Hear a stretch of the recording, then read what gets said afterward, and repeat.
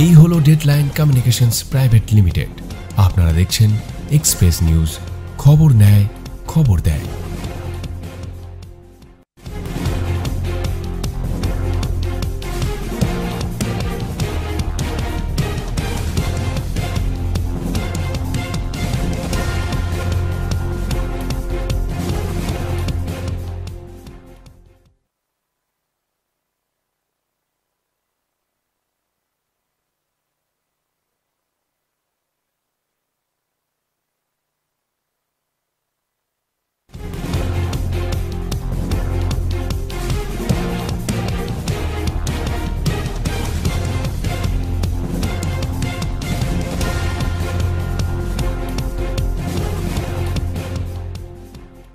নমস্কার, আপনারা দেখছেন এক্সপ্রেস অনলাইন। আমি আপনাদের সঙ্গে সব্যসাচী। প্রত্যেক দিনের বিভিন্ন অতিথিদিকে আপনাদের সামনে এনে হাজির করছি। আজও তার থেকে একদম সরছি না। আজও আপনাদের সামনে নিয়ে এসেছি এমন একজন বিশেষ অতিথি। তিনি হচ্ছেন রানাঘাট লোকসভার তিনি সাংসদ জগন্নাথ সরকার। জগন্নাথবাবু, আপনাকে স্বাগত আমাদের অনুষ্ঠানে। নমস্কার। নমস্কার জগন্নাথবাবু। একদম অন্যরকম, অন্য কথাতে যাওয়ার আগে একদম সরাসরি কিছু জায়গা, কিছু প্রশ্ন, কিছু ভালো লাগার কথা, কিছু খারাপ লাগার কথা আপনার সঙ্গে আলোচনা হবে। প্রথম কথা হচ্ছে যে আপনি দুবারের সাংসদ, এলাকার উন্নয়ন নিয়ে কি ভাবছেন, বা এর আগে কতটা উন্নয়ন করতে পেরেছেন? দেখুন, উন্নয়নের ক্ষেত্রে নদিয়া দক্ষিণ জেলা, বিশেষ করে রানাঘাট লোকসভা একটা ঐতিহাসিক, এর একটা গুরুত্ব রয়েছে।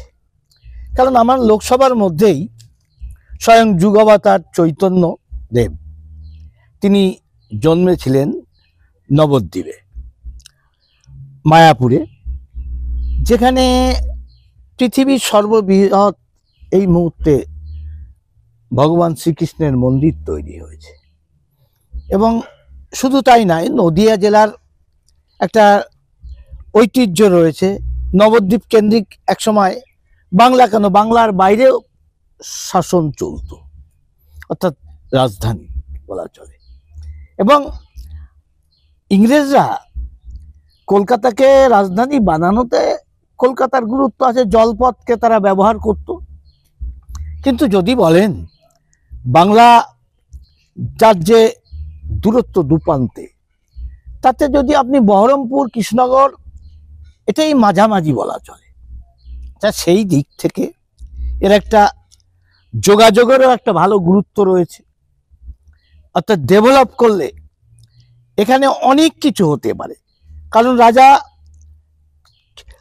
যেটা এখানে যার নাম বেশি, রাজা কৃষ্ণচন্দ্র, তার কাহিনী বহু আছে। বিশেষ করে তার বিদূষক গোপাল ভাঁড়, তাকে নিয়ে শয়ে শয়ে গল্প গাথা আছে।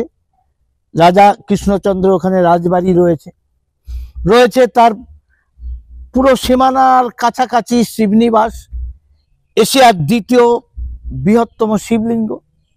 ঠিক তেমনি চৈতন্যদেব বারে বারে স্বয়ং শিব, যিনি ছিলেন অদ্বৈতাচার্য, অদ্বৈত, তার কাছে তিনি আসতেন।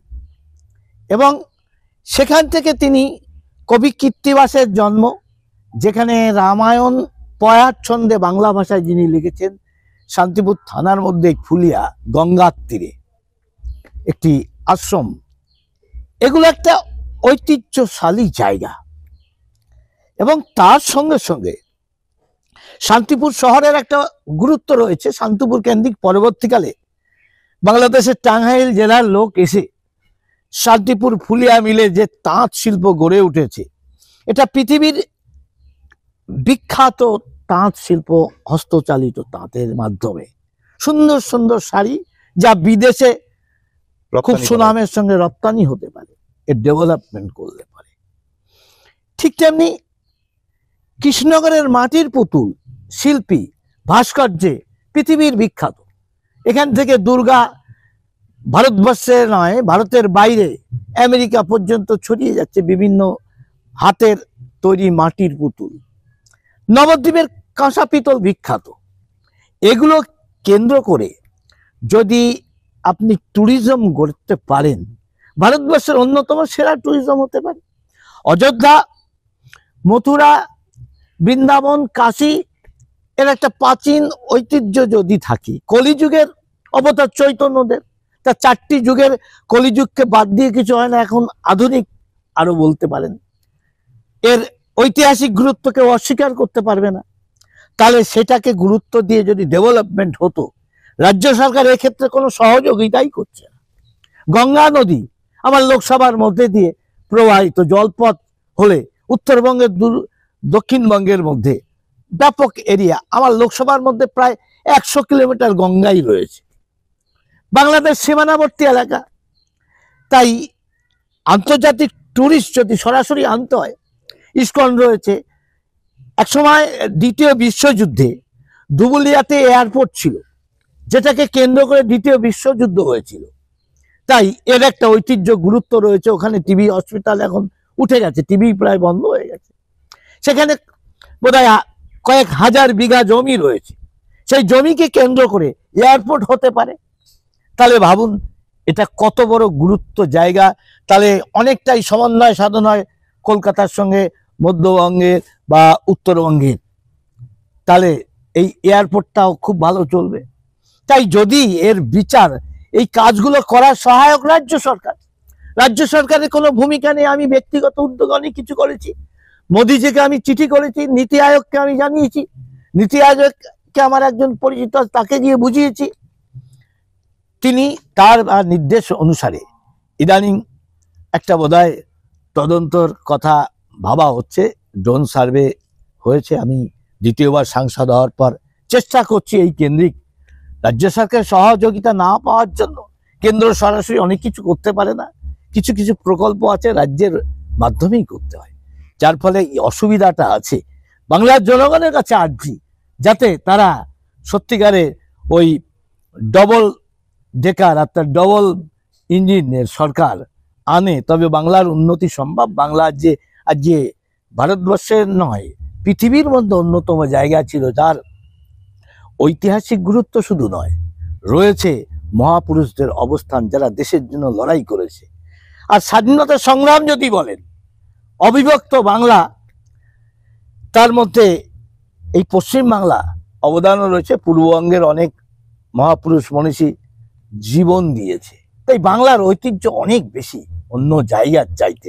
আপনি সেলুলার জেলে চলে যাবেন, 693 জনের যে সেল ছিল তার মধ্যে 400 জনের তালিকা বাংলার। আমরা লড়াই দিয়েছি, কিন্তু লড়াইয়ের পর বাঙালি সবচাইতে ডিভাইডেড হয়ে ব্রিটিশ যাওয়ার সময় সর্বনাশ করে গেছে, এখনো তার উন্নতির ধারা এগোয়নি। একমাত্র বিধান রায় কিছুটা চিন্তা ভাবনা করেছিলেন বাংলাকে।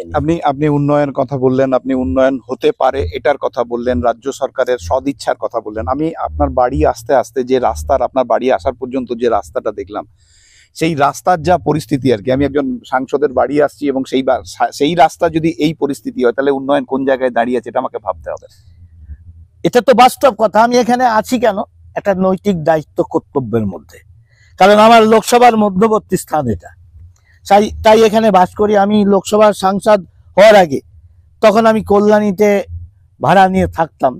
তা সাংসদ যদি তার ক্ষেত্রের মধ্যে না থাকে, তা জনগণের প্রতি দায়বদ্ধতা নেই। তাই যেদিনকে ভোটে দাঁড়িয়েছি সেদিনকে এই গ্রামের বাড়িতেই আমি আছি, এবং চেষ্টা করছি এই রাস্তাটা স্পেশাল। আমি গ্রাম উন্নয়ন মন্ত্রকে, গিরিরাজ সিংকে বলে 16খানা রাস্তা 130 কোটি স্যাংশন করে এনেছি। কিন্তু কি বলবো, এই অসভ্য সরকার, এর চেয়ে আমার ভালোবাসা আসলো না। প্রশাসন আপাদ মস্তক দুর্নীতিতে, আমার আনা টাকা স্যাংশন হচ্ছে আরডিআই এর মাধ্যমে, এখানে ওই নাবার্ডের মাধ্যমে হচ্ছে। সে রাস্তা কি করেছে, সাংসদের বাড়ি আরপাড়া বাজার, এই বাজারটা আমার হাতেই তৈরি, আমি নিজে প্রতিষ্ঠা দিয়েছি বাজারটা। যেটুকু উন্নয়ন আমি সাংসদ হওয়ার আগে, রাজনীতিতে ঢোকার আগে এটাগুলো সৃষ্টি করেছি। এখানে আরো কিছু কিছু আছে, সেটা তো আমার এটা প্রচারের জন্য নয়। তাই কথা প্রসঙ্গে এই বাজার হয়ে ওখানে ওয়ার্ক অর্ডারে আছে, রাস্তাটা কি করছে, নিয়ে গিয়ে ওখান থেকে আরপাড়া শুরু হলো, পেছন দিয়ে বিলের মধ্যে যে জনবসতি নেই সেখানে গিয়ে বাথানগাছিতে শেষ করছে। কিন্তু ভায়া আরপাড়া বাজার লেখা রয়েছে, সেটাকে ইগনোর করে আমি গেলে পরে ওই জেলার পিডব্লিউ অফিসে গেলাম, অফিসারকে বললাম কি করে হলো, বললো স্যার গুগল নিয়ে নিয়েছেন। গুগল কি করে নেয়? গুগল নিশ্চয় ভায়া আরপাড়া বাজার দেননি।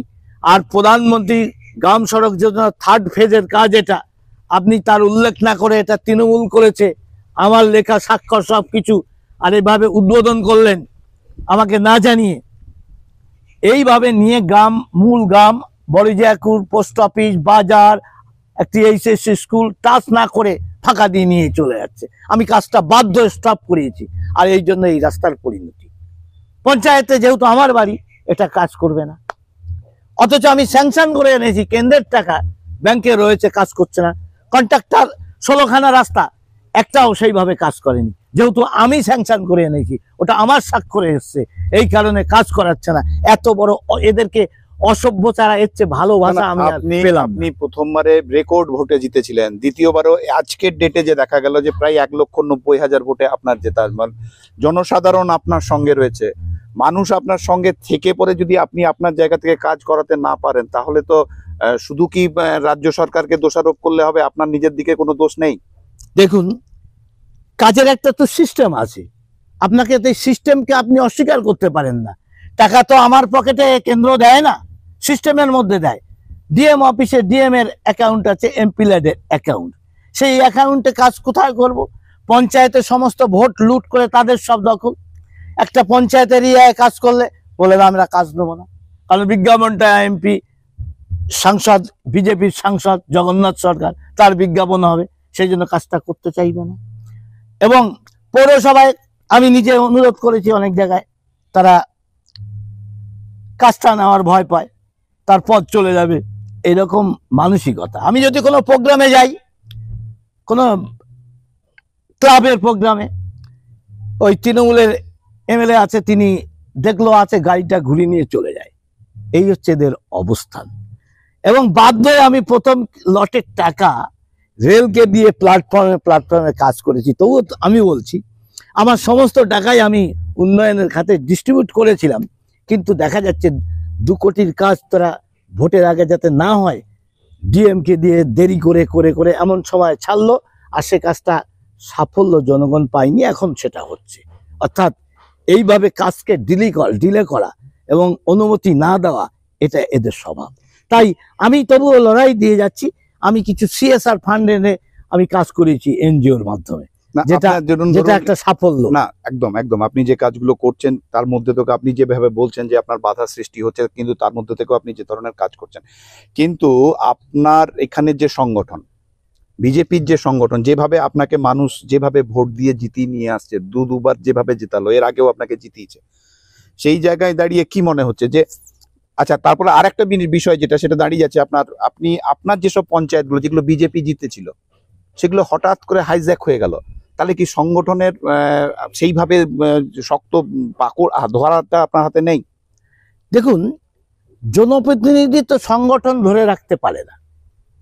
সংগঠনের যারা দায়িত্ব, আমাদের সংগঠন চলে সভাপতির মাধ্যমে, এবং এই দায়িত্বটা তাদের। টিকিট দেওয়ার, সিম্বল দেওয়ার অধিকারী তারা। হয়তো নতুন নতুন লোক, তাদেরকে টিকিট দেওয়া হয়েছে, দায়িত্ব তাদের মধ্যে ছিল, টিকিট বন্টন হয়েছে, যার ফলে এমন লোককে দেওয়া হয়েছে হার্ডকোর চিন্তাধারার লোক ছাড়া যারা পেয়ে গেছে, তারা আজকে পয়সার লোভে বিক্রি হয়ে যাচ্ছে, মানে চলে যাচ্ছে। তাও বেশি কিছু না, 1-2 জনে গেছে, আবার তারা ফিরে আসে। মানে এই কারণ বাই ফোর্স তারা বিভিন্ন সময়ে চাপ সৃষ্টি করে করা হয়েছে। তারা বলছে আমরা গেছি, আবার চলে আসবো, কারণ উপায় নেই। অর্থাৎ ভয়, হুমকি, এই যে ব্যাপার, মিথ্যা কেস করা, এগুলো চলছেই। আমাদের প্রধানের যেগুলো মিথ্যা কেস দিচ্ছে, এই করছে, পুলিশ এদের সহায়ক। দেখতেই পাচ্ছেন যে কিভাবে কেসকে ধামাচাপা দেওয়ার জন্য পুলিশ সক্রিয়।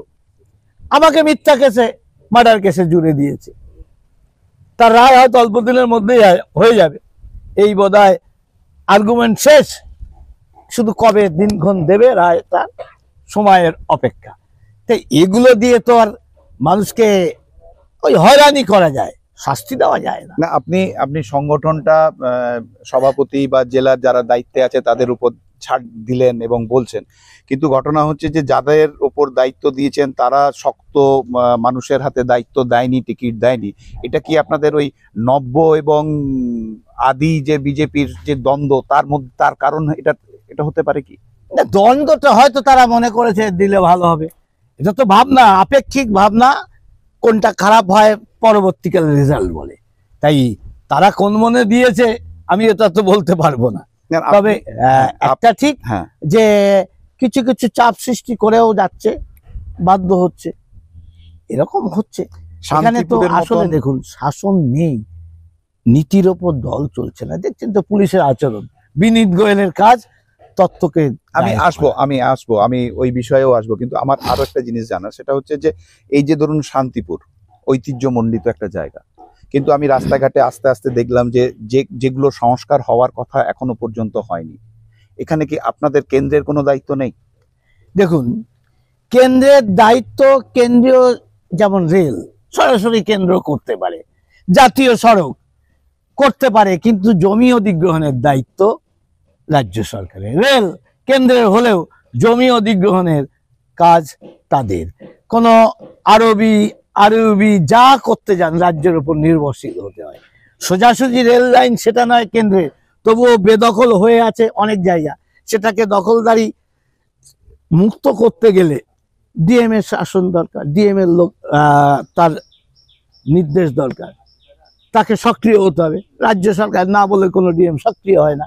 এই কারণেই বহু কাজে বাধা। করিমপুর পর্যন্ত রেল লাইন পৌঁছে যেতে পারত, নবদ্বীপ ঘাট পর্যন্ত, বিশ্বের সর্ববৃহৎ মন্দির আগে ছিল রেল লাইন, জায়গাগুলো বেদখল হয়ে আছে, স্যাংশন হয়ে আছে, আমি প্রকল্প পাস করিয়েছি, কিন্তু বাস্তবায়িত হচ্ছে না, কারণ জায়গা অধিগ্রহণ করে দিচ্ছে না। আপনি যখনই উন্নয়নের কাজ করতে যাচ্ছেন আপনার বিরুদ্ধে বিভিন্ন রকমের অভিযোগ উঠছে। মানে যারা আপনার প্রথম কথা হচ্ছে শুভাকাঙ্ক্ষী নয়, তারা কিন্তু বিভিন্ন সময় দেখা যাচ্ছে যে আপনার দিকে আঙুল তুলছে বিভিন্ন বিষয় নিয়ে, আর্থিক তছরূপ থেকে শুরু করে অন্যান্য বিষয়। কি বলবেন? দেখুন, কে করেছে জানি না, তথ্য প্রমাণ পেলে আমি তার বিরুদ্ধে কেসে যাব। আর সে কেউ যারা বুঝবে তারা বুর্বক না হলে এটা বুঝবে না। আমার কাছে টাকা থাকে না, আমি কি করে তছরূপ করব? সমস্ত পঞ্চায়েত প্রধান যা ছিল সবই এই পঞ্চায়েতের আগে সবই তৃণমূলের, আমাদের কোথায়ও ছিল না। তাহলে সেই টেন্ডার কারা করিয়েছে? পঞ্চায়েত সমিতি বা জেলা। তাহলে সেই কাজগুলো আমি কি করে দুর্নীতি করব? তা এইটা যদি কেউ ভুল বোঝায় বা মিথ্যা সাইডে পাবলিককে বোঝাতে যায়, পাবলিক নিশ্চিত বোঝেনি। না হলে আমি 1,87,000 মার্জিনে এবার বাংলার বিজেপির হাইয়েস্ট মার্জিনে আমি জিততে পারতাম না, এটাই স্বাভাবিক। অতএব জনতা সেসব কথা নাকারাত্মক সাড়া দিয়েছে তাদের কথায়। কিন্তু কল্যাণী এমসে আপনার নিয়োগ নিয়ে আপনার দিকে আঙুল উঠছে। দেখুন, যে অভিযোগ তুলেছে সঙ্গে সঙ্গে তার বিরুদ্ধে মানহানি কেস করেছি। সে বলেছিল আমার কাছে ছবি আছে, তা ছবি দেখাতে পারছে না। তিনি যে মিথ্যা, আমি তাকে চাকরিও দিইনি, তার সুপারিশও করিনি। অতএব ওখানে যাতে মধু আছে, যারা করে খাচ্ছিল, হয়তো আমাকে দূরে রাখলে আমাকে জানে সবাই যে লোকটি কেমন, সেই কারণে যাতে না ঢোকে দূরে সরে রেখে আমরা হালুয়া ক্রিম যা আছে খাই। এই কারণে আমাদের মতো লোক ঢুকলে অনেকেই ভয় পায় তো।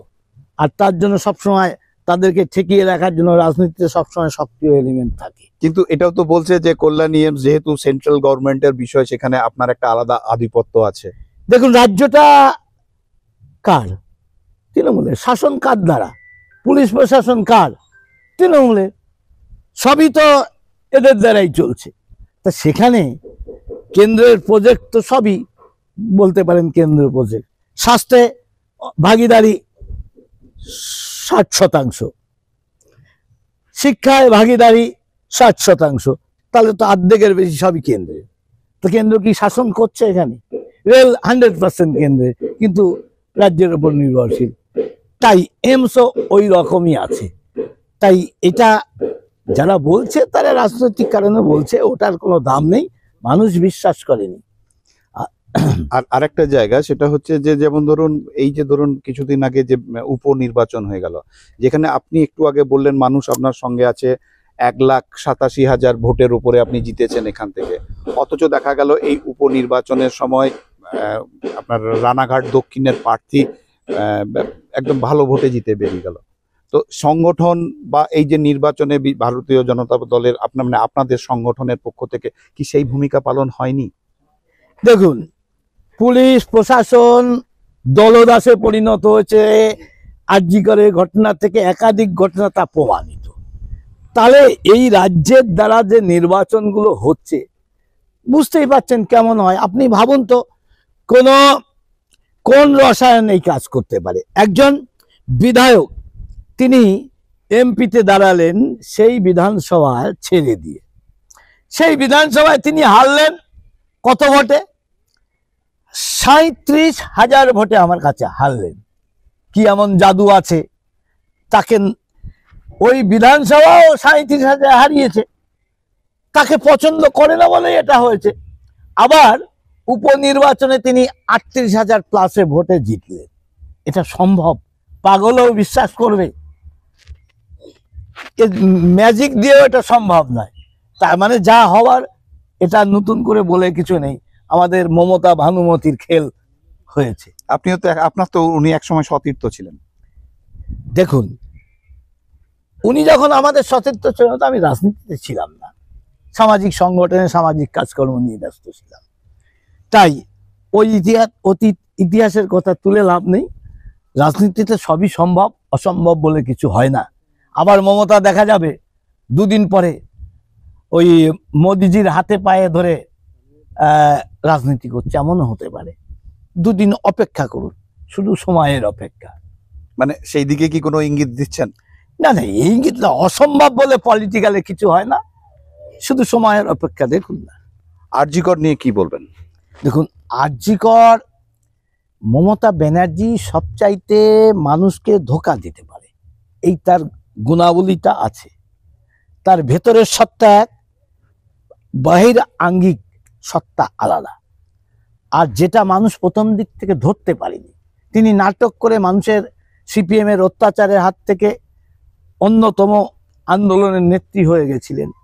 তার রাজনীতির ভিত বিজেপিকে অবলম্বন করে, এবং বিজেপির ভালো সিট ছিল, তখন বিজেপি জিতবে সেই সিটগুলোতে। তারা আবদারের সঙ্গে সিপিএমকে হটানোর জন্য বিজেপি নির্দ্বিধায় তাকে ছেড়ে দিয়েছিল বলে সেই সিটগুলো জেতার পরে পরবর্তীকালে বিজেপির ঘাড়েও তিনি কি বলবো মানে বেইমানি করে তিনি নিরপেক্ষ ভূমিকা পালন করে অন্য কংগ্রেসের হাত ধরলেন, এবং দেখা গেল যে বিজেপির চাইতে তিনি শক্তিশালী। বাংলার মানুষ বিকল্প হিসেবে মমতাকে ভোট দিয়েছে বামপন্থের হাত থেকে বাঁচার জন্য। আর মমতা ব্যানার্জি সেই সময় সিপিএম এর অত্যাচারে মানুষ অতিষ্ঠ হচ্ছিল, তাই তার এক্সট্রিম পয়েন্টকে অতিক্রম করার জন্য তিনি কি করেছিলেন, দলীয় কর্মীর মেয়েকে হত্যা করে রেপ করে দেখানো যায়। তার নাম তাপসী মালিক। এই কথা আমি বলছি না, তাপসী মালিকের বাবা বলছে, কারণ মৃত্যুর পর তদন্ত হয়নি। কমিশন গঠন করব, এই করব, সেই করব, না সিঙ্গুরের জমিনে টাটাকে তাড়িয়ে দিয়ে বাংলার অর্থনীতি পর্যন্ত। না, আপনি ঠিক, আপনি যেদিকে বলছেন, কিন্তু আমার যেটা জানার সেটা হচ্ছে যে আরজিকর নিয়ে আমি ওইটাই তো আসছি, আমি আসছি আপনার কাছে, আমি আপনার কথা শুনবো। কিন্তু আরজিকর নিয়ে যে পরিস্থিতি তৈরি হয়েছে, আপনাদেরকে তো মাঠে রাস্তায় দেখা যায়নি, বিজেপিকে তো কোথাও দেখা যায়নি। সাধারণ মানুষ যখন আন্দোলন শুরু করলো, তারপর আপনাদেরকে রাস্তায়, সাধারণ মানুষের রাস্তাকে অবলম্বন করে আপনারা রাস্তায় নামলেন কেন? এই কথাটা ভুল। আমরা সর্বত্র মুভমেন্ট প্রথম দিন থেকেই করছি। আমি তো এখানে বহু প্রোগ্রাম করেছি, আমার দল এখানে বহু প্রোগ্রাম করেছে, হাজার হাজার লোকের সমাবেশ করেছে, মিছিল করেছে, আমি নিজে কলকাতায় গিয়ে মিছিল করেছি। তা এটা চলছে, কিন্তু ঘটনা হচ্ছে যেভাবে ঝাঁপানো অচল করার ব্যাপার ছিল, নিশ্চিত সেটা হয়নি। কিন্তু জনতা কিন্তু সেই কাজটা করছে, অর্থাৎ জনতা তৈরি। আমরা হয়তো পিছিয়ে কিছুটা রয়েছি, তবে একটা জিনিস শুনুন, আমি সেই সব্যসাচী আর ভারতীর গল্প, পথের দাবিতে বলছে, তামাম ব্রিটিশ সাম্রাজ্য যার সূর্য অস্ত যায় না, ভারতী বলছে সব্যসাচীকে, দাদা তুমি কি করে এই বিপ্লবের স্বপ্ন দেখো? তা বলেছিল, দেখ, দাবানলে সামান্য গাছে আগুন লাগলে বনের পর বন পুড়িয়ে দেয়, তাই সমাজে যদি বাতাবরণ তৈরি হয়, একটা দেশলাই কাঠি সারা সাম্রাজ্য পোড়াতে যথেষ্ট। তা আজকে যে আরজিকরের ঘটনাটা, বাংলা যে প্রস্তুত তৃণমূলকে হটানোর জন্য, আমরা সত্যিকারে সেই জায়গার শূন্যস্থান পূর্ণ করতে পারিনি বলে 18 থেকে 12-তে নেমেছে। এটা বাস্তব, অস্বীকার করে লাভ নেই। তাই এটা বিরোধিতা নয়, আমাদের শিক্ষা। আমরা যেভাবে চলেছিলাম জনতা সেটা নেয়নি, তাই আমাদের তার জন্য আবার নতুন করে প্রস্তুতি। মানে আপনারা কি এই আরজি করের যে মেয়েটির সঙ্গে এই ধরনের ঘটনা ঘটলো, তার যে পরিস্থিতি, তাতে সাধারণ মানুষ যেভাবে উঠে পড়ে লেগেছে এটার জাস্টিসের জন্য, আপনারাও কি তাহলে এই মানে আপনারা যারা বিরোধীরা আছেন ঘোলা জলে মাছ ধরতে নেমে গেছেন? তো না, ঘোলা জলে মাছ ধরার কিছু নেই, এটা জলটা একদম পরিষ্কার। এই ঘটনার দায়ী মমতা ব্যানার্জি। অপরাধকে চাপাতে চাইছে, তৃণমূলের বড় বড় নেতারা জড়িয়ে আছে, একটা জায়গায় টান মারলে মাথা পর্যন্ত চলে আসবে, সেই ভয়ে বিনীত গোয়েলকে দিয়ে ধামাচাপা দিতে চাইলেন।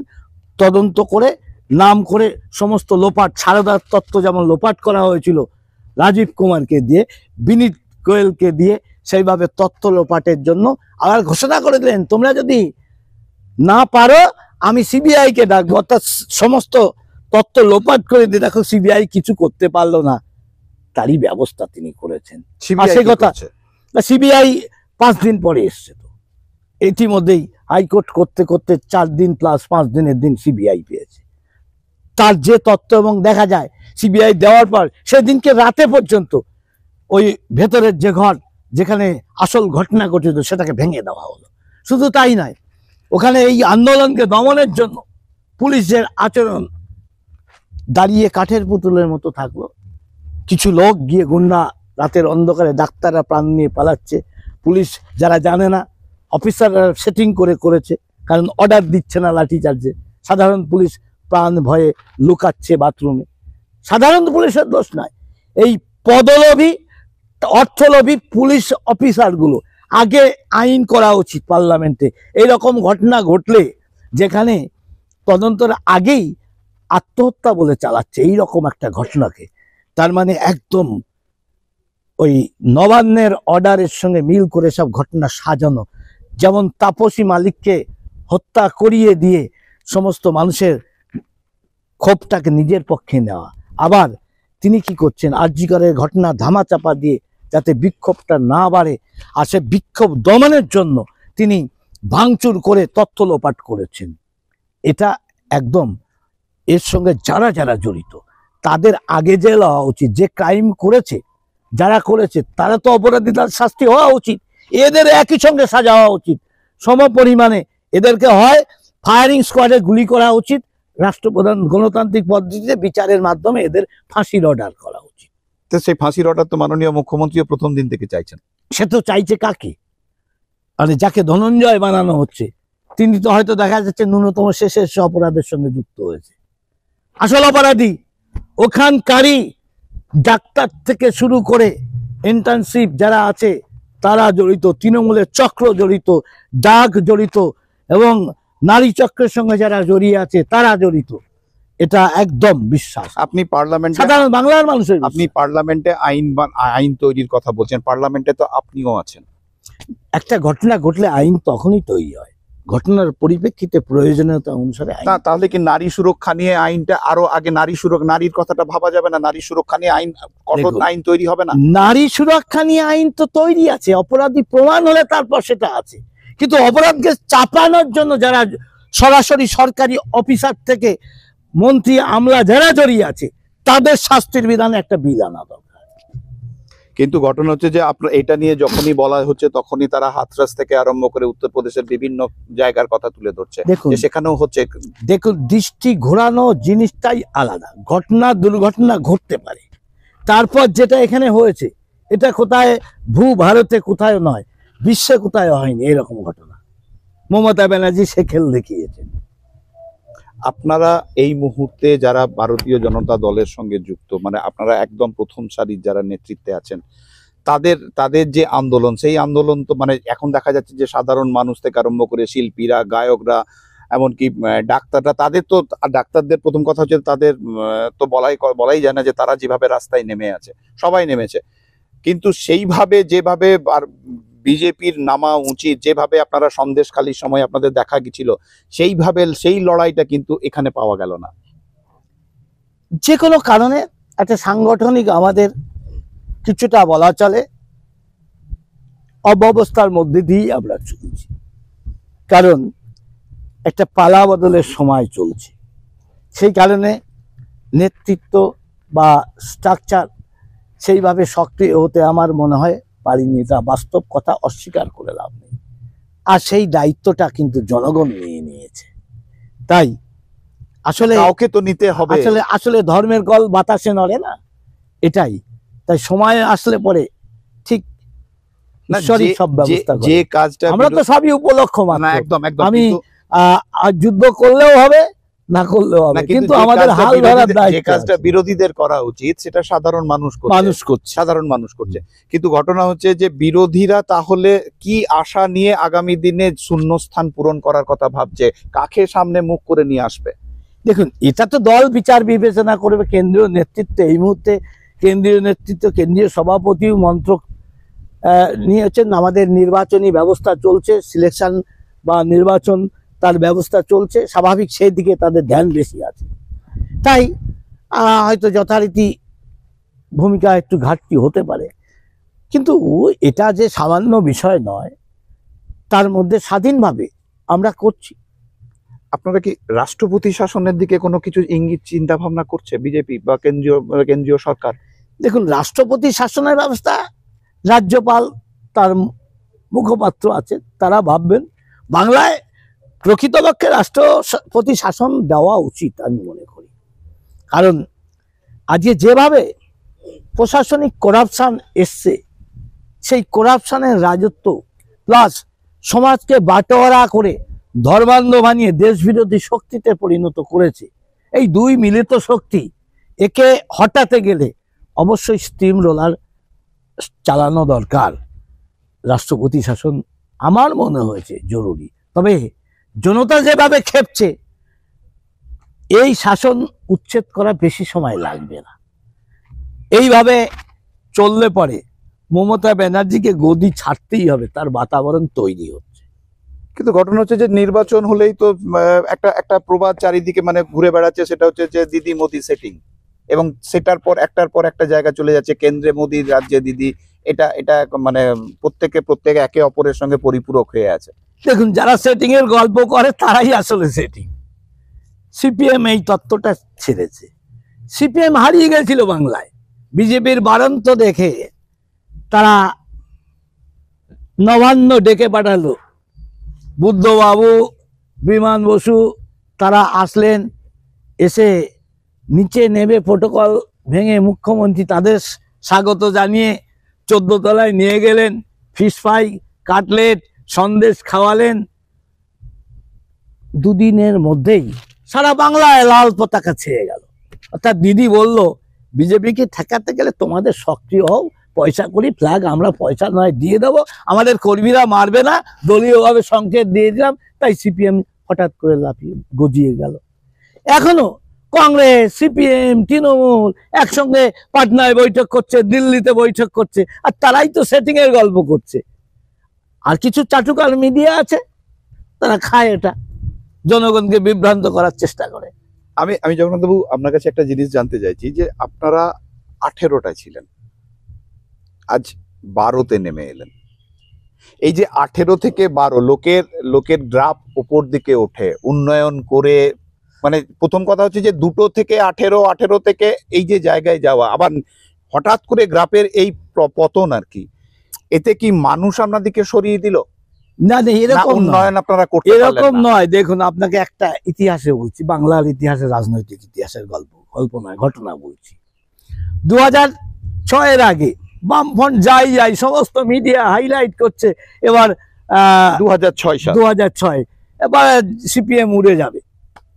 সিপিএম এর মৃত্যু ঘন্টা বেজেছিল। টিএন সেশন নির্বাচন কমিশনার, কেজরিওয়াল বাংলার দায়িত্ব নিয়ে আসলেন, কঠোরভাবে নির্বাচন হলো, একদম সবচাইতে পিসফুল ভালো ভোট হয়েছিল। দেখা গেল 235 একা বুদ্ধবাবু, অন্যরা শুধু 35, সবাই মিলে।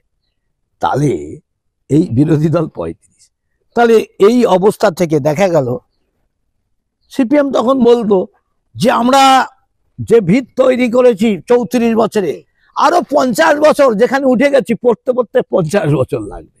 আমি বলতাম পতন দ্রুত হয়, সময় লাগে না ভাই, অপেক্ষা করো তোমরা। 2011তেই ধূলিসাৎ হবে। তখনই বলে 2006-এর আগেই আমি আমার বামপন্থী আমার স্কুলের শিক্ষক LCS তাকে বলেছিলাম এবার ভোটে তোমরা জিতবে, আমি জানি আরো বেশি ভোটে জিতবে, কিন্তু 11তে তোমরা হারবে একদম। আমি আপনাকে নাম্বার দিচ্ছি, অশোক কর্মকার, ফুলিয়া, সেও এখন রিটায়ার্ড পারসন, সে LCS, এখনো বোধহয় LCSই আছে। তো আমি বলে দিয়েছিলাম, তাই হয়েছে। আমাকে তখন সবাই বলেছিল পাগল, কিন্তু আমার ভবিষ্যৎ যে কথা একদম সঠিক মিলে গেল। আপনি সিঙ্গুর নন্দীগ্রাম ঘটনা তাকেই জিজ্ঞাসা করছিলাম, কি অশোক কি মনে হচ্ছে তোমার, বন্ধু আর কি।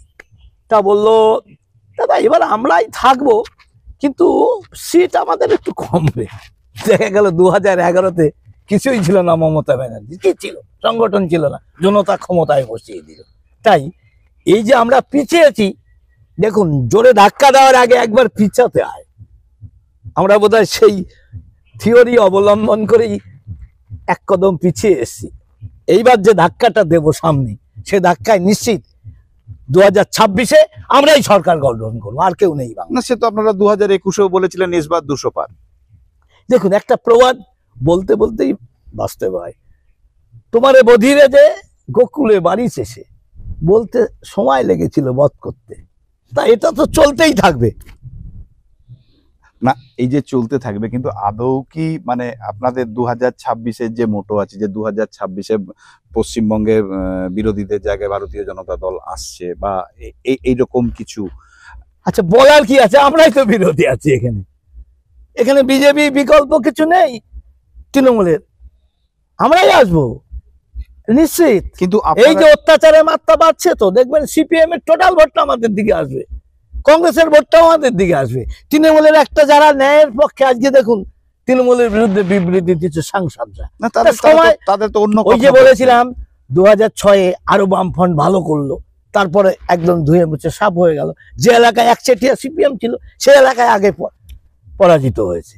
তাই এটা সবকিছু ঘটায় কে? ঈশ্বর। না না, একদম আমরা উপলক্ষ মাত্র।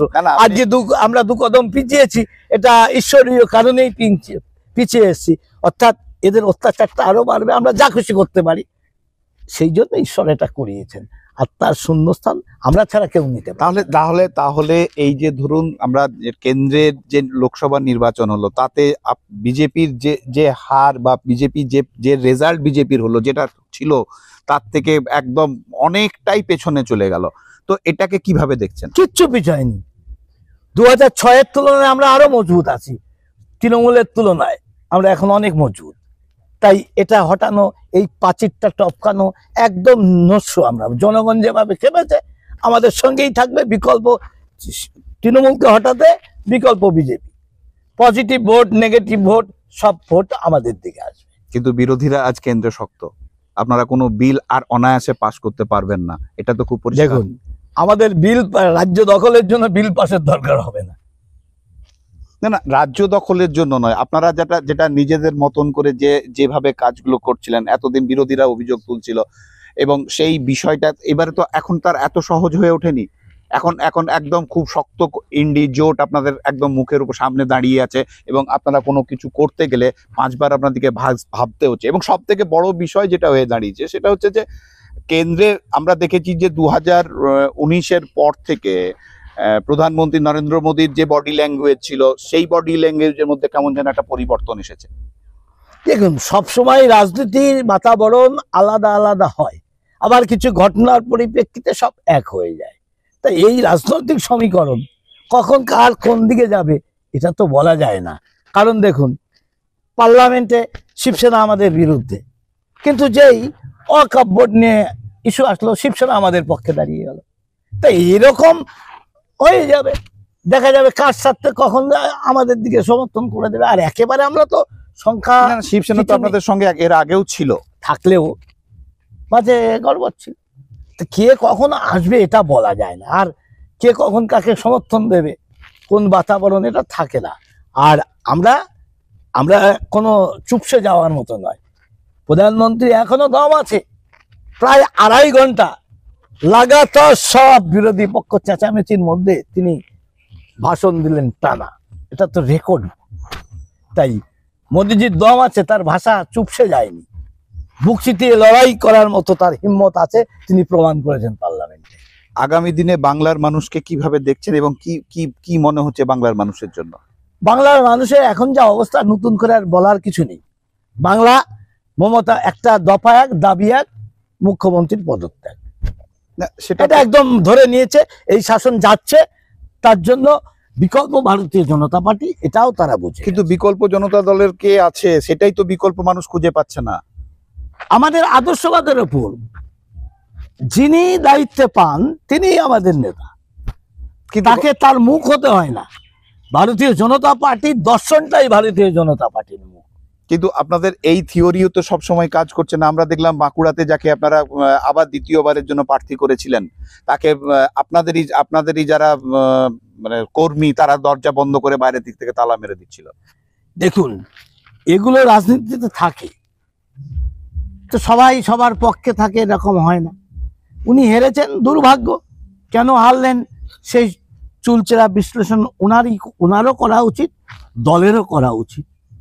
এবং এই যে আমি আপনার কাছ থেকে এটা আমার শেষের দিকে এসে গেছি এবং আমার কাছে এটা আপনার কাছ থেকে জানার, সেটা হচ্ছে যে এই যে ধরুন যে পরিবর্তনের আপনারা 2024-এর যে লড়াই হলো আর কি লোকসভা নির্বাচনে, এবং 18 থেকে আপনারা 12-তে নেমে এলেন, এবং বিভিন্ন জায়গায় দেখা গেল জগন্নাথ বাবু, সেটা হচ্ছে যে যাদিকে যেখানে যেখানে প্রার্থী হলে তারা জিততে পারলো না এবং তারা সেই জায়গায় প্রার্থী হলো না, তাদেরকে অন্য জায়গায় তুলে নিয়ে যাওয়া হলো। আপনি আপনার জায়গাতেই রইলেন, কিন্তু দেখা গেল যে যিনি খড়গপুরে ছিলেন তাকে দুর্গাপুরে আনা হলো, যিনি আসানসোলে, তাকে দুর্গাপুরে অন্য কাউকে রাখলে ভালো হতো, তাকে আসানসোলে নিয়ে যাওয়া হলো। এই যে পরিবর্তন, এবং একদম কথা বলে যদি মিক্সচার মুড়ির মতন একটা জায়গায় ভরে ঝাঁকিয়ে দেওয়া হলো, এটাতে কি আপনারা মানে কি ভাবছেন? এটা কি শুধু মানে দলীয় নির্দেশকেই পালন হয়েছে, না কারু হাতে টোটাল অধিকারের জায়গায় চলে গেছে? দেখুন, আমি এখতিয়ার বহির্ভূত কথা বলতে রাজি নয়। আমার যে দায়িত্ব, আমার লোকসভার বাইরে কে টিকিট পেয়েছে, ভুল হয়েছে না, সে তো জনতা বিশ্লেষণ করবে, আপনারা বিশ্লেষণ করবেন, কেন্দ্রীয় নেতৃত্ব করবে। একটা ঘটনা যে বরিষ্ঠ কার্যকর্তা আমরা হারিয়েছি, যারা সঙ্গে থাকলে ভালো লাগতো, শক্তিশালী হতো, নিশ্চয় আমাদের কোনো একটা কিছু ঘটেছিল। এটা ব্যক্তি বিশেষের দল নয়, সার্বিক বিশ্লেষণ করেই সিদ্ধান্ত হয়েছিল। কিছু একটা গড়বড় হয়েছিল, না হলে এই রেজাল্টটা আশা করা যায় না। তবে আমাদের দল ব্যক্তির ওপর নয়, আমাদের সহমতের ভিত্তিতে আলোচনা হয়, এইটুকু আমি বলতে পারি। শান্তিপুর সহ সমগ্র মানুষজনকে কি বলবেন? দেখুন, আমি সবসময় ধন্যবাদ জানাই। শান্তিপুরের মানুষ আমার সঙ্গেই আছে, কারণ আমার বাড়ি দেখছেন গ্রামের মধ্যে, এটা রানাঘাট উত্তর পশ্চিমের বিধানসভা আমাকে শান্তিপুরে দেওয়া হয়েছিল।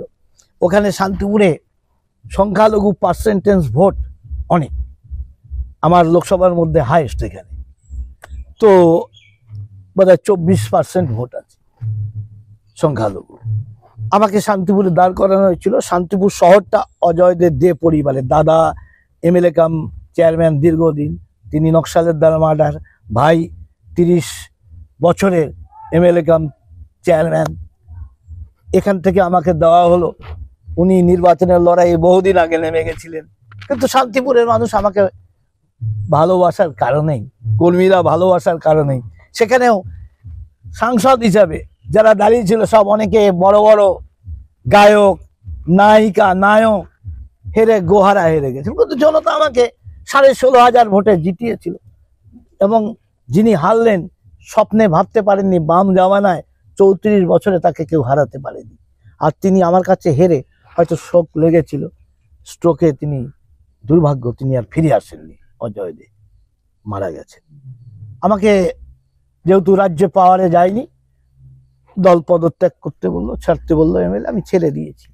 তাই শান্তিপুরের মানুষ আমাকে ভালোবাসে। এবার সেখানে বিধায়ক, পরবর্তীকালে উপনির্বাচনে 64,000, 16 অর্থাৎ 80,000-এর ব্যবধান ঘটে গেল।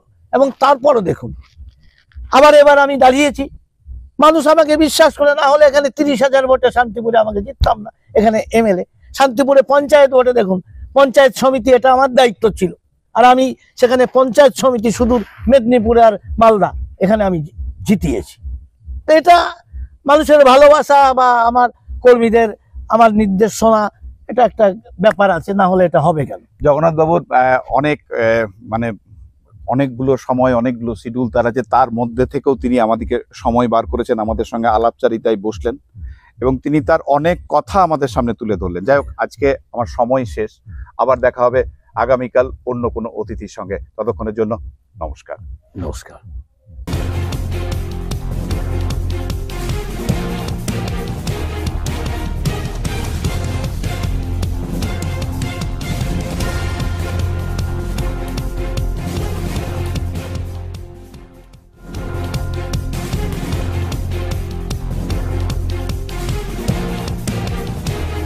এই হলো ডেডলাইন কমিউনিকেশনস প্রাইভেট লিমিটেড। আপনারা দেখছেন এক্সপ্রেস নিউজ, খবর নেয়, খবর দেয়।